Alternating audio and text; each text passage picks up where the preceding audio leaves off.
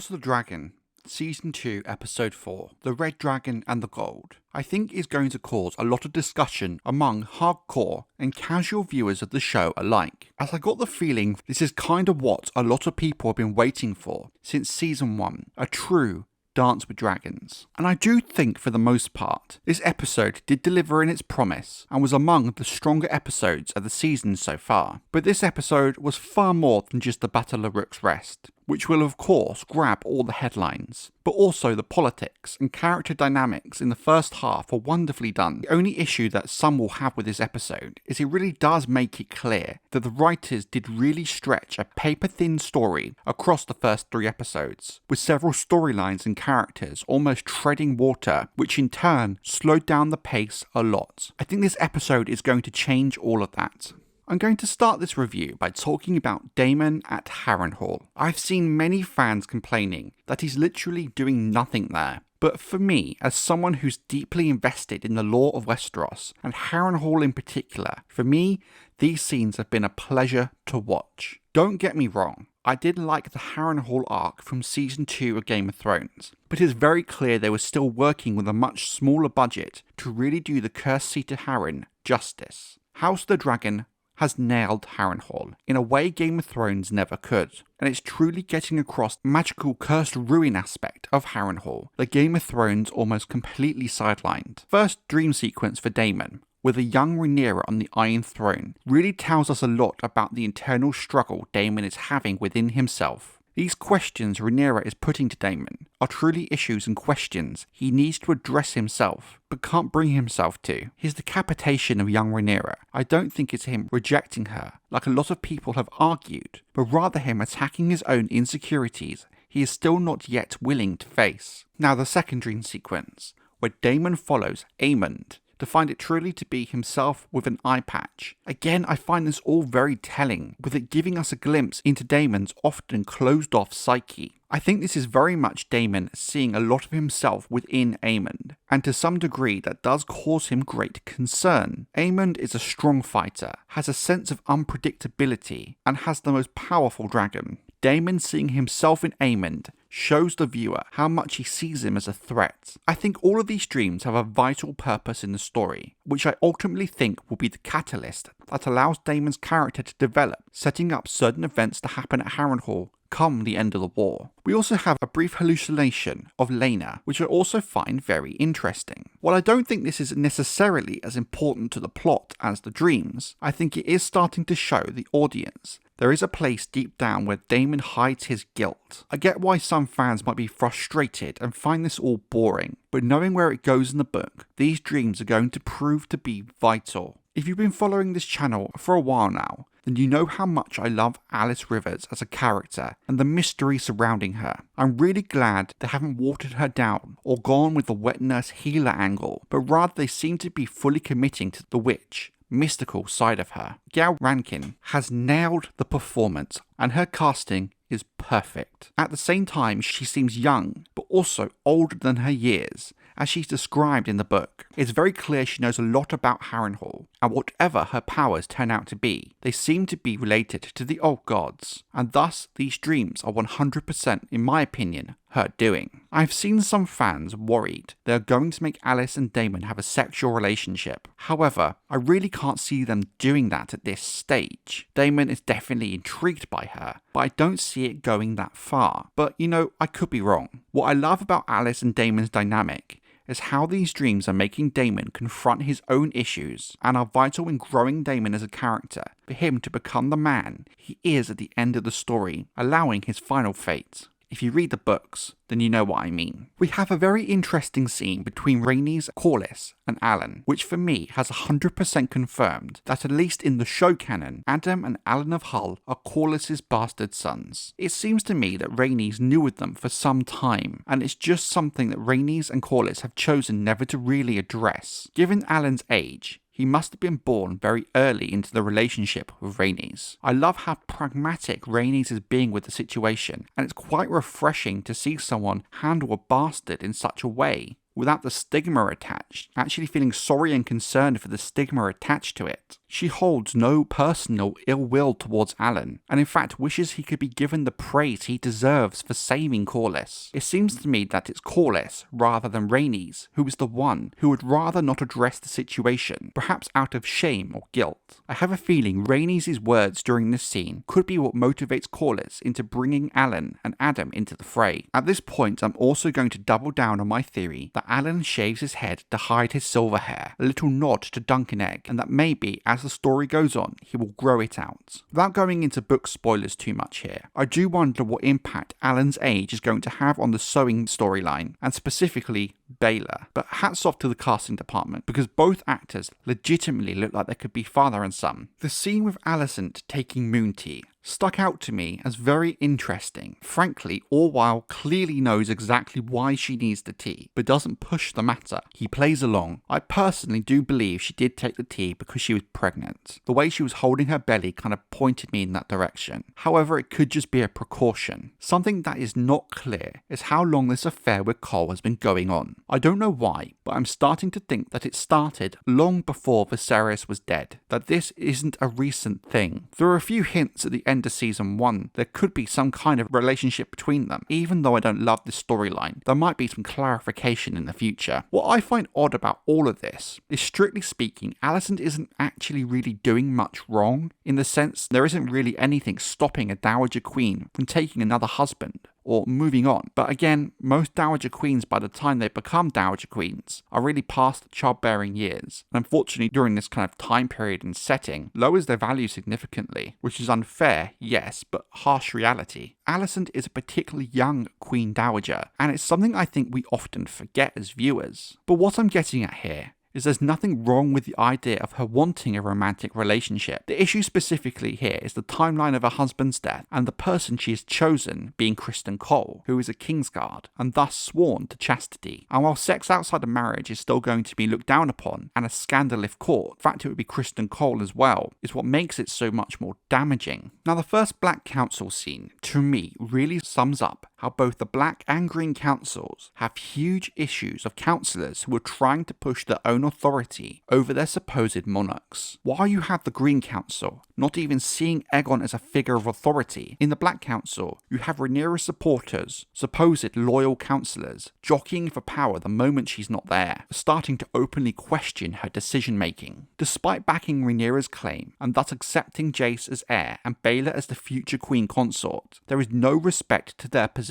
Even someone like Princess Rhaenys seems to have no authority or control over the council. It's only when Corlys arrives, the infighting and political manoeuvring stops. And that leads me to a question. These men on the Black Council, how much do they truly believe in Rhaenyra and the concept of a ruling queen? If it was not for their oaths, would they still back her? Or do they see the idea of a woman in power as weak and able to have true control over them, and thus the ruling of the realm? It does make me question, they truly believe in and support Rhaenyra's cause on the ideological level, or just see it as their best means to securing their own power. I'm not surprised we never got to see the sack of Duskendale. At the end of the day, it was not much to work from in terms of the book, but what we did get in the aftermath was very impactful. We get to see the ruthlessness of Criston Cole, and opposed to his storyline with Alicent during the first 3 episodes, we are starting to see him as the competent, skilled warrior and commander he is. His mind for tactics, and a certain level of ruthlessness and devotion to the cause that really part of his legacy and legend as the Kingmaker, and one of the most renowned Kingsguard members to ever wear the white cloak. I've not really seen that from Cole so far, and it's good the show is moving him in that direction. There's a reason Criston Cole is so renowned by the time of the main book series, especially to members of the Kingsguard, and we're starting to see that version of Cole appear on screen. I was disappointed about how Cole got sidelined from his role in Aegon becoming king in season 1, with Aemond kind of taking up a brunt of it, but I think they are taking the name Kingmaker and turning it from his role in Aegon physically becoming king to his actions during the war ensuring Aegon is king, if you follow me. The Green Council scene, for me, shows just how little respect Aegon's councillors have for him. They seemingly see him to a means of an end of their own power. Aegon as king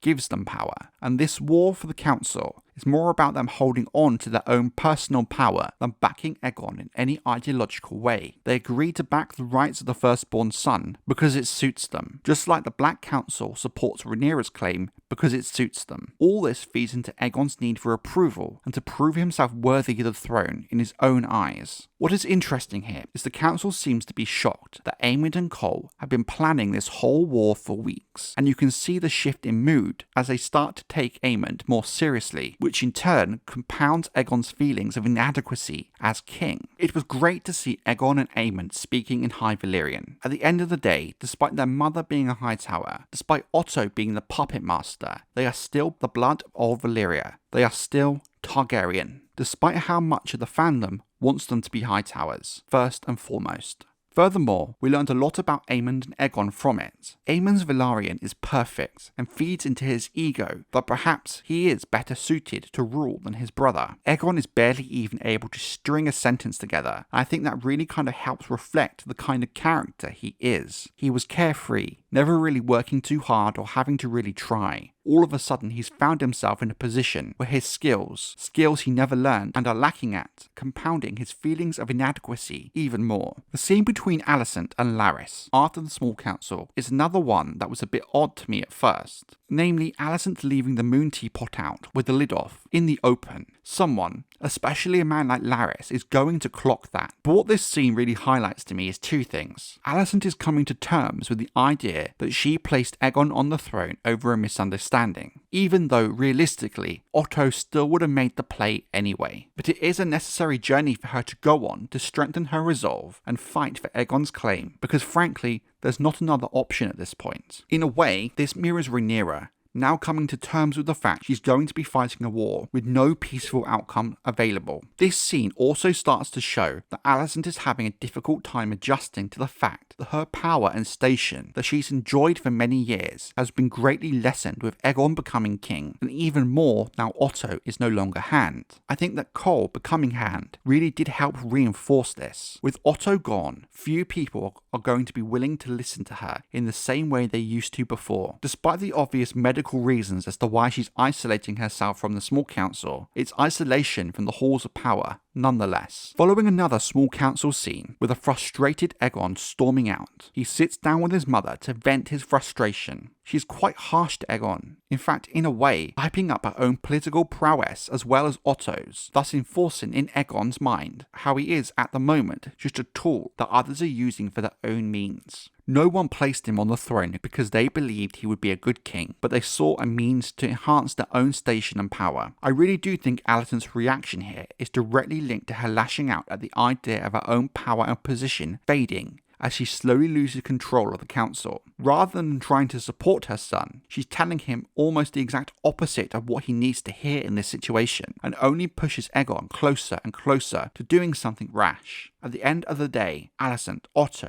Aemond, the small council, have no respect for Aegon, and Aegon in turn has no way of earning their respect. They are all playing for their own agenda, and I think Aegon sees this now. Rhaenyra's return to Dragonstone is another one of those scenes that I actually enjoyed a lot, mostly because of Jace. I'll be honest and say I'm not Jace's biggest fan. I felt his story really suffered when most of his northern plotline was cut, but I loved him this week. I loved his pure sass towards his mother, calling out her absolutely crazy plan to go to King's Landing for what it was. In this scene, Jace was saying what the audience was thinking last week. I have a feeling Ryan Condal knew full well that the King's Landing scene made no logical sense, and that fans were going to have issue with it. I think he purposely wrote Jace as an allegory for the fans, and made him so confrontational about it to address how dumb of a move it was, despite the good intentions of Rhaenyra. While she did need to know there was no peaceful way forward, that there was going to be war, at least her having these answers now does move the story forward, and she can stop treading water. It's interesting. As much as I dislike the idea of Rhaenyra going to King's Landing, the more I thought about it, there were a few elements I did like to it. For example, in the book, Rhaenyra basically does nothing for most of the war. Her going on a peace mission to King's Landing, no matter how stupid it is something that could have happened and been kept a secret, with it never actually making it into the history books. So I can kind of see what the writers were trying to do, or at least that's the logic I'm choosing to run with. When it comes to deciding who should attack Rook's Rest, I love how inevitable it is that Rhaenys is going to be the one. No way is the council letting the queen herself go. Rhaenyra will never let Jace go, and Rhaenys would never let Baelor go. Rhaenys is the only option. What's interesting here is it really shows how well Criston Cole's trap has worked. They all assume Rhaenys will just fly there uncontested, win the day, which in turn makes the loss of Rhaenys even more hard-hitting. They assume they would never let Aegon anywhere near somewhere as inconsequential as Rook's Rest, and of course, they need Vhagar to protect King's Landing. It seems a very straightforward plan for Rhaenys. It's why Cole's trap works so well in the books. Now Aegon snapping and deciding to fly to Rook's Rest is of course a rash move on his part, but one that makes sense when you consider this has been building up all season, to the point where he will try and prove himself and take control. And you know what? I respect that. The fact he's willing to put himself on the line and fight for himself. Only issue is, it's clear that Aemond and Cole had a plan. A well thought out plan at that. And Aegon being a wild card was not on the agenda. Now I remember back during a Game of Thrones, people were gushing over the dragons and how much they loved them. But I never really got that feeling. What House of the Dragon has done is make the dragons much more than just killing machines, but each has their own distinct personality that shines through. We get to see the close bond between dragon and rider, and we've never really got to see that before. The connection between Rhaenys and Meleys, the playful nature of Sunfire and Aegon, and the look of pride he gives Sunfire. I really do think it's a shame this is the first proper close look we got to Sunfire, arguably the most beautiful dragon to ever have existed, and it just makes me wish even more we'd gotten the book version of Aegon's coronation, where he and Helena ride their dragons around King's Landing to the cheering crowds, rather than the now infamous dragon pit scene with Rhaenys. This is all intercut with a scene of Rhaenyra telling Jace about Aegon's prophecy. And well, it's impactful in undertoning Aegon and Rhaenys readying themselves for certain doom. But whenever the Song of Ice and Fire is brought up, I just can't help but roll my eyes every time. I was of course disappointed with Season 8 of Game of Thrones, but it's been a long time now. I've moved on, I don't care that much anymore. It is what it is at this point, and no amount of complaining will change the past. But it does still strike me as odd that they would want to make the prophecy such a key part of the undertone of the show, when ultimately the idea of the prince that was promised, in the show at least, means very little. I can guess you can argue both Jon and Daenerys rallied Westeros to stand against the White Walkers, but when it's Arya that ultimately kills the big bad ending the long night, the whole concept of the prophecy just rings a bit hollow for me. I don't know. Maybe House of the Dragon is going to put some kind of twist on it at the end to make it fit a bit better. Coming into this episode, I'd seen a lot of other YouTube channels and TikTokers who have been given early access to the episode, comparing the Battle of Rook's Rest to the Battle of the Bastards from Game of Thrones. In my view, it's actually a really poor comparison, because fundamentally, both battles are just so different. The Battle of the Bastards was a pitched battle, with a very uneven number of combatants, when for the most part, Rook's Rest is a siege, with the ground battle not really being the focus at all. But in terms of the ground battle, I really did love what we saw. It really gets across just how hard a siege is for an attacking side. No matter how large your army is, attacking a castle is tough. Defending a castle makes a small number of defenders seem much larger, and it's like walking into a wall of arrows for the attackers. Criston Cole and Aemond's plan is very well conceived, if it had worked. While they had no idea what dragon rider would come to Rook's Rest, taking out any of them would be a big win. While I don't love the fact that in the show, Aegon was not part of the plan like in the book, where it's both Aemond and Aegon who ambush Rhaenys, the show's take does add a layer of complexity to it in terms of character motivation. I can kind of see a world where in Fire and Blood, something like this could have happened, but got warped over time, while being retold again and again before it was written down in history books. When Meleys attacks the ground forces, it really does show just how powerful a dragon is and the sheer damage and horror they can inflict. Without intervention, the whole attacking army would be nothing but ash. Now, I really did like Aegon's arrival, the sheer surprise of Cole and Aemond, but what I enjoyed even more is while he's never been in battle before, Aegon showed no fear in attacking Rhaenys, the kind of confidence only a green young boy could ever have going into battle before the reality of the situation hits. It's very clear from the get-go that Sunfire is going to be no match for Meleys, the larger, battle-hardened dragon. The body blows on Sunfire were brutal, and I really like the fact that Dragon Blood, was physically hot, burning those below it who came in contact with it. I want to highlight Criston Cole for a second. His speech to rally the men when Aegon arrived was phenomenal, powerful, and really helped uplift the moment. For a few seconds, I may have forgotten how much I dislike Criston Cole in the show. Now, Aemond. The big issue with this episode, and a character who's caused much debate and division. Why did he hold off from the attack when the signal was given? Well, there are a few schools of thought here, and it really depends on how you personally read Aemond as a character. You could say he was waiting to see if Rhaenys or Aegon won. Maybe he wanted Sunfire to wear Meleys down. Maybe he just wanted to give Aegon a chance to prove himself. I've seen a lot of back and forth with this, but I personally think it's actually all of the above to some degree. In truth, I don't even think Aemond really knows why he waited, given the series of events that were about to unfold. If that was his intention all along, what was the point of him waiting in the first place? Now, I love Vhagar, and I'm just saying, whoever animated her in this scene, where Aemond is waiting for the signal, 100% owns a golden retriever, because anyone who owns one knows that this is exactly the way they throw themselves on the floor when they're being sassy or pissed off. You really get a sense of Vhagar's personality from that little moment. It's not just that, but just the little details with Meleys and Sunfire just add so much personality to the dragons, which in turn makes the events that unfold even more tragic. So, seeing Vhagar flying low across the battlefield really shows the true size of her, how huge she is. It's actually making me really interested in the Aegon's Conquest TV show that's in development. The idea of seeing a younger Vhagar, but also wondering how big they will make the Black Dread himself. Now, the most controversial element of this episode, Aemond entering the fight and burning Aegon. If you were a book fan, you knew what was coming with Aegon, but the big issue here is, did Aemond intentionally try and kill and target Aegon and Sunfire? There's certainly arguments to be made that he did, given how the show has been focusing on the bullying aspect of Aemond by Aegon a lot this season, that maybe the brothel scene last episode pushed Aemond too far, and he saw this as an opportunity for revenge. But we also do have to consider the idea that Aemond didn't specifically target Aegon, but rather he was caught in the crossfire. Let's face it, dragons are not really precision weapons at the end of the day, and with a dragon the size of Vhagar, Aemond's not going to be hitting Rhaenys in the situation without also hitting Aegon in the process. Luckily for Rhaenys, Meleys' side shields her from the brunt of the dragon flame. Aegon and Sunfire are caught off guard and were not so lucky, causing him to crash into the forest below. I genuinely believe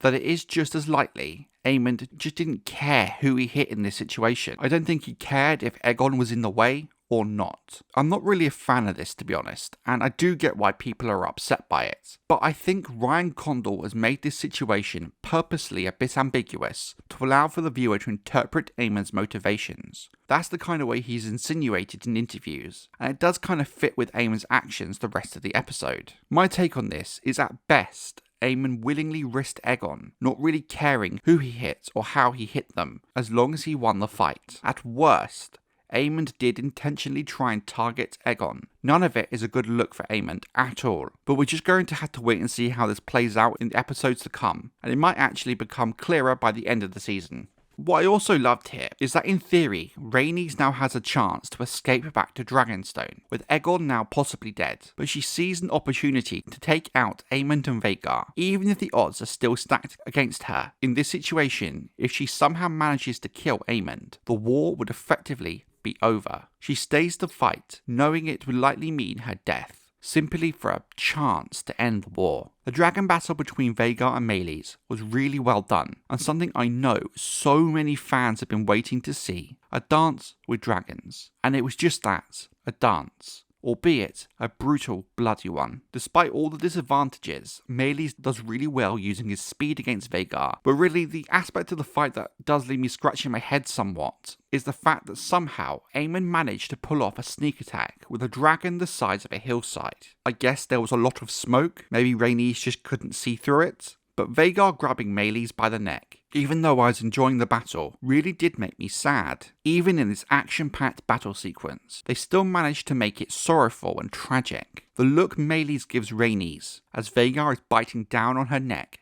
is just heartbreaking. Something in the eyes of Meleys took me back to having to put my old family dog to sleep last year, and it really did hit an emotional chord with me that I wasn't expecting. My girlfriend summed up Rook's Rest in one word perfectly: tragic. It really is. It sums up the whole Dance of the Dragons, and it came across on screen really well. Don't get me wrong, there are many elements to this I don't like. The ambiguity in Aemond's attack, for example. The idea of Aemond attacking Aegon. But Rook's Rest in the TV show did enough for me that at least it doesn't take away from the viewing experience, with it making sense within the context of the show. I think it was 100% the right call to follow Criston Cole waking up from being knocked out. We really get to see the horror of the battle on the ground, as Cole's disorientation really adds to it. Of course, he goes looking for Aegon, coming across Aemond, putting his sword back into his scabbard, as Cole looks on in horror as he sees the broken body of Sunfire barely still alive, and Aegon smoking in the middle of it all. The sheer shock and horror on Cole's face really sells the moment.